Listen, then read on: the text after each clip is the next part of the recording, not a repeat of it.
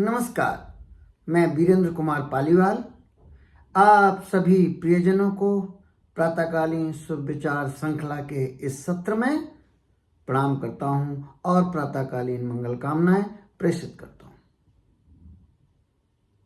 ओ धृतात्मा आत्मनम न आत्मनम अवसादयेत आत्मेव हुई आत्मनो वंधुरात्मा रिपु आत्मनो। पूर्ण अवतार भगवान श्री कृष्ण कहते हैं ध्यान योग में, अर्जुन को समझाते हुए कहते हैं कि मन की अनंत शक्तियां जो सबको उपलब्ध हैं उससे हमें अपना उद्धार करना चाहिए, ना कि पतन अवसाद में जाने की व्यवस्था नहीं करनी चाहिए। क्योंकि मन की अनंत शक्तियों से यदि मन आपका परम प्रिय मित्र बन गया तो वो आपका बहुत साथ देगा, और यदि घातक शत्रु बन गया तो फिर कहना ही क्या, आपके पतन का मूल कारण बनेगा। तो मन की अनंत शक्तियों के उपयोग के लिए भगवान ने बहुत सीधी सीधी बात कह दी कि अपना उत्थान करें, पतन नहीं। आज हमने श्रीमद् भगवत गीता के अध्ययन से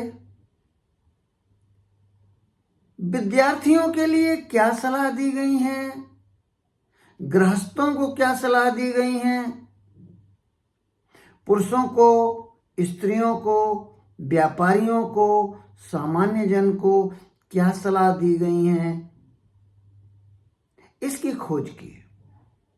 परंतु इन सभी का एक साथ प्रस्तुत करना तो संभव नहीं हो पाएगा। पर हां, हमने आज ये सोचा कि क्यों ना हम उन उभयनिष्ठ सलाह को एकत्रित करें जो सभी के लिए समान हो। उनमें से एक है कि मन की अनंत शक्तियों का सदुपयोग करो, न कि दुरुपयोग। परमपिता परमात्मा ने हम सभी को अनंत शक्तियों वाला मन दिया है, पर उसके साथ मन बहुत चंचल है, बहुत उच्छृंखल है, बहुत हठीला है और बहुत बलशाली है।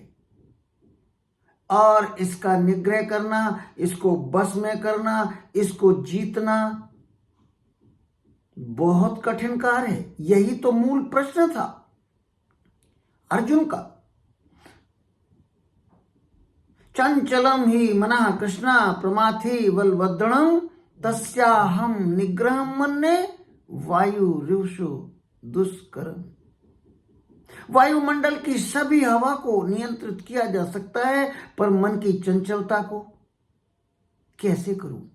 इसीलिए तो अर्जुन के मेधावी प्रश्न चलते ही रहे। उनमें से पहला प्रश्न ये था।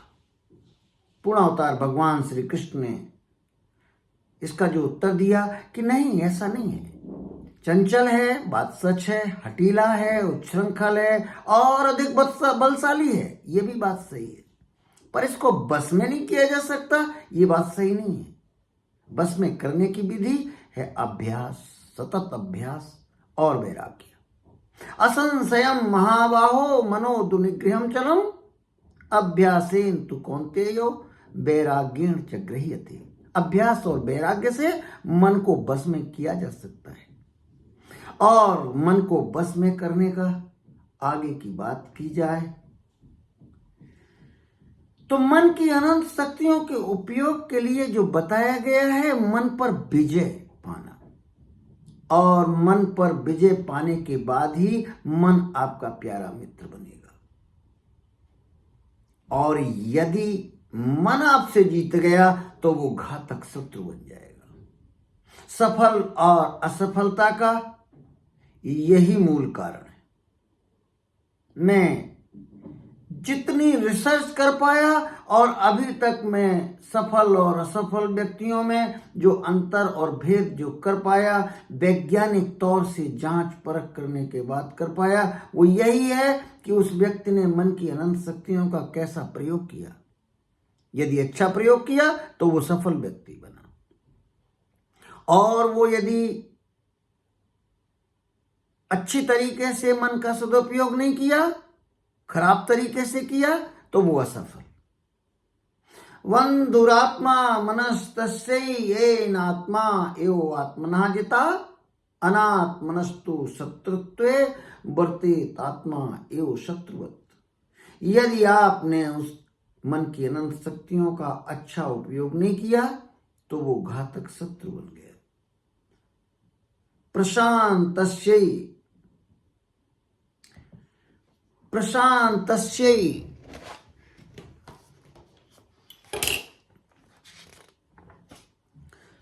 जितात्मना प्रशांतस्यै परमात्मा समाहिता शीतोष्ण सुख दुखेषु तथा मान अपमानयो।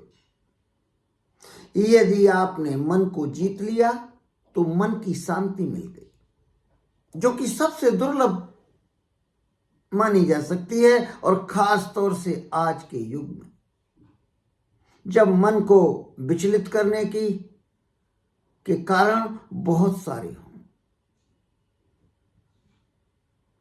तो मन को शांत करने के लिए मन को एक ही उपाय है, उसको जीतना।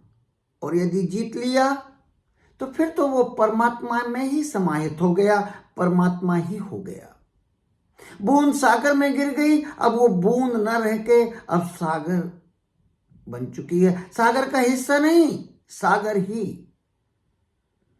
फिर अब उसे क्या सर्दी, क्या गर्मी, क्या सुख, क्या दुख, क्या मान, क्या अपमान, जिसने मन को जीत लिया वो तो परमात्मा में ही समाहित हो गया, और वो तो परमात्मा ही हो गया, और अब उसे कोई भौतिक कलेश रह ही नहीं गए। मान अपमान, सर्दी गर्मी, सुख दुख, अब ये सबसे ऊपर उठ चुका, परे हो गया। मनेयो मनुष्याणाम कारणम बंध मोक्षयो बंधाय विषयासंगो मुक्तयो निर्विष्णियम मना। ये दूसरे सनातन साहित्य से लिया गया है। उसका भी अर्थ यही है कि यदि मन को प्यारा मीत बना लिया, फिर इससे प्यारा कोई दूसरा मीत नहीं। लेकिन यदि आप ऐसा ना कर सके,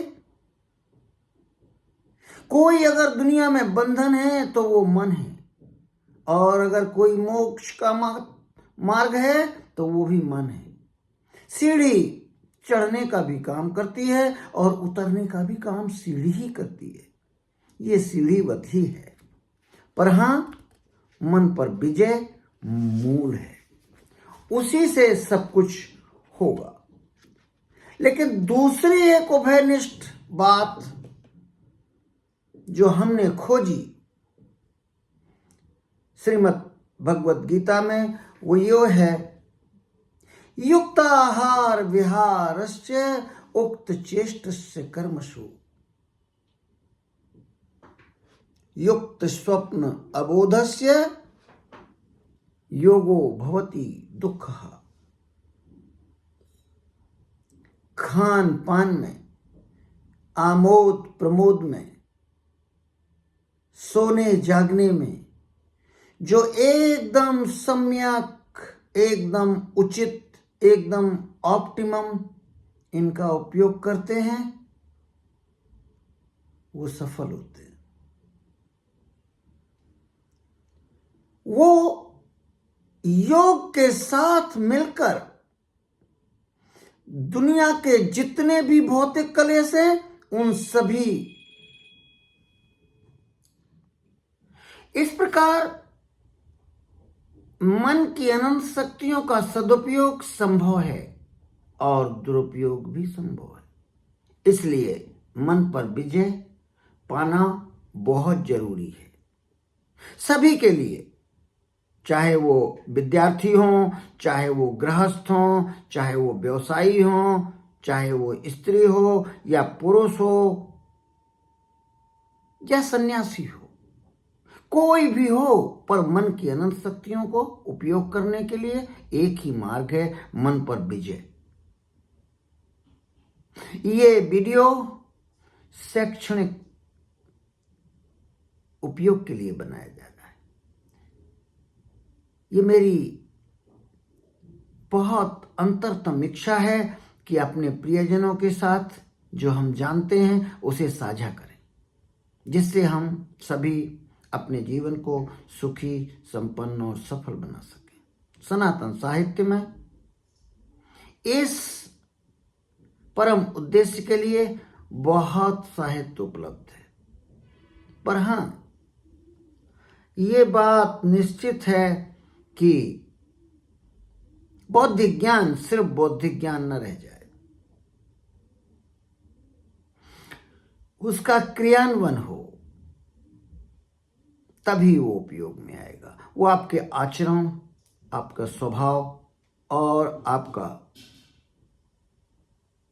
व्यवहार और व्यक्तित्व बन जाए, तभी वो फायदा देगा। आपको श्रीमद् भगवत गीता में आज के सत्र में कौन सा मन की अनंत शक्तियों का उपयोग सबसे बेहतर लगा, ये कमेंट सेक्शन में लिखें। मैं अपनी योग्यता अनुसार आपको निश्चित जवाब दूंगा। यदि आपको इस वीडियो के कंटेंट्स पसंद आए हों तो कृपा करके सुने, देखें, लाइक करें, अपने प्रियजनों के साथ साझा करें, शेयर करें और सब्सक्राइब जरूर करें। बौद्धिक ज्ञान जब ही फायदा कारक है जब आप उसको अपने आचरण, अपनी आदतों में ले आए। धन्यवाद, धन्यवाद, बहुत बहुत धन्यवाद।